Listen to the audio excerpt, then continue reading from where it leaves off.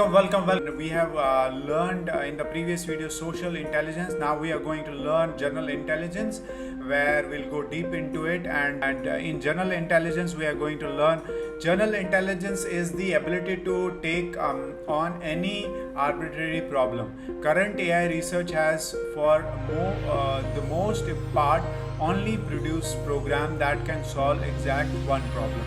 Many research predict that the such narrow AI work in different individual domains will actually be incorporated into machines with general intelligence. Okay, combining most of the narrow skills mentioned in the articles and at some point even exceeds humanity ability in the most of all these areas.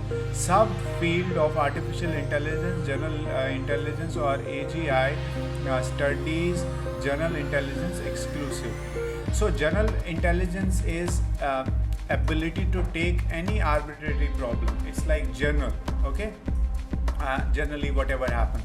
Current AI research has for most part only produced program that can solve exactly one problem.